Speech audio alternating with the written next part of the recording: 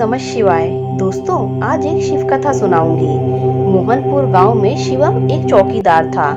वह रात भर गांव की गलियों में लाठी लेकर आवाज लगाता घूमता था। इसके चलते गांव वाले चैन की नींद सोते थे। वह रात को अपना खाना लेकर निकलता और शिव जी के मंदिर में जाता था। रात के समय जब पुजारी जी मंदिर बंद करते, तब वह अपने काम पर निकल जाता था। एक दिन पुजारी बाबा ने उससे पूछा, शिवम, यह सभी गांव वाले सुबह मंदिर आते हैं और तू रात को मंदिर आता है।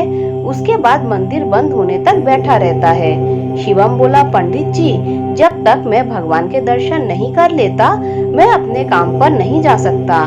दूसरा, जब तक भगवान बैठे रहते हैं, मुझे गांव की चिंता नहीं है। जब ये सो जाते हैं, तब मैं गांव की रखवाली करने निकलता हूँ। पुजारी जी बोले, तुम्हें इतना विश्वास है शिव जी पर?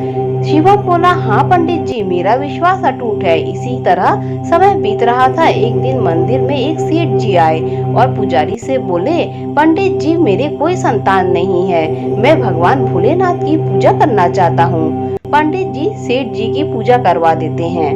पंडित जी बोले, भगवान ने चाहा तो तुम्हें अवश्य संतान की प्राप्ति होगी, लेकिन उसे लेकर मंदिर में दर्शन करने अवश्य आना।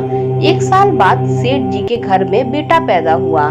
वे अपनी पत्नी व बच्चे के साथ मंदिर पहुंच जाते हैं। सेठ जी बोले, पंडित जी, भोले बाबा ने मेरी पुकार सुन ली। यह सुनकर पंडित जी बहुत खुश होते हैं। उसके बाद सेठ जी कहते हैं, पंडित जी, मैं इस शिवलिंग की जगह सोने का शिवलिंग स्थापित करना चाहता हूँ। पंडित जी बोले, यह आप क्या कह रहे हैं सेठ जी? यह शिवलिंग बहुत पुराना है, हम इसे हटा नहीं सकते, और अगर आपने सोने का शिवलिंग स्थापित कर दिया तो इस खबर के फैलते ही शिवलिंग चोरी होने का खतरा बढ़ जाएगा। सेठ जी बोले, लेकिन पंडित जी, मैंने निर्णय कर लिया है, अब आप कोई उपाय बताइए। पंडित जी बोले, ठीक है, मैं गांव वालों से सलाह करके आपको बताऊंगा। आप 2-3 दिन बाद आइए। रात को पंडित जी शिवम से बात करते हैं। शिवम बोला, पंडित जी, आप चिंता न करें, भोले बाबा पूरे संसार की रक्षा करते हैं। क्या आपने शिवलिंग की रक्षा नहीं कर पाएंगे? आप एक काम कीजिए, सेठ जी से कहिए इस शिवलिंग को ही सोने से मढ़वा दे। इससे यह शिवलिंग सोने का दिखने लगेगा और इसे हटाना भी नहीं पड़ेगा। पंडित जी बोले, लेकिन चोरों की नजर में तो यह सोने का शिवलिंग होगा, उन्हें थोड़ी पता होगा कि यह पत्थर का है। शिवम बोला, आप उसकी चिंता मत कीजिए, सब भोले बाबा पर छोड़ दीजिए। पंडित जी अगले दिन सेठ जी को सब बता देते हैं। सेठ जी शिवलिंग पर सोना लगाने का काम शुरू करवा देते हैं। 1 महीने में शिवलिंग सोने का दिखने लगता है। एक दिन पंडित जी शिवम को बुलाते हैं। शिवम, तुम्हारी बात मानकर मैंने सेठ जी से शिवलिंग पर सोना तो मढ़वा दिया, लेकिन रात में इसकी रखवाली तुम्हारे जिम्मे है।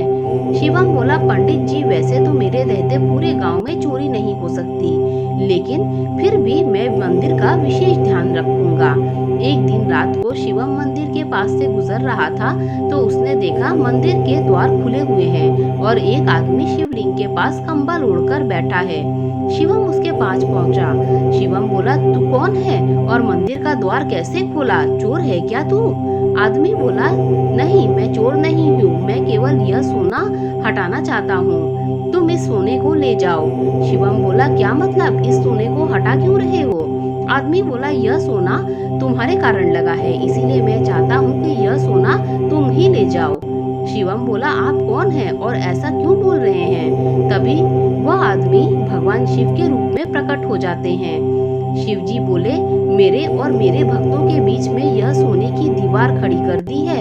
मेरे भक्त जो भी श्रद्धा से अर्पण करते हैं, वे इस सोने पर ही रह जाता है, मुझ तक नहीं पहुंच पाता, और न मेरे भक्त मेरे दर्शन कर पा रहे हैं। शिवम यह सुनकर भगवान के पैरों में गिर जाता है।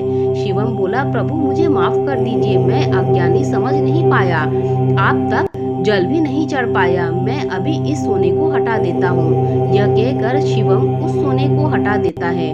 भगवान शिव उसे आशीर्वाद देकर अंतर ध्यान हो जाते हैं। सुबह जब मंदिर खुलता है तो पंडित जी यह सब देखकर शिवम से पूछते हैं। शिवम उन्हें सारी बातें बता देता है।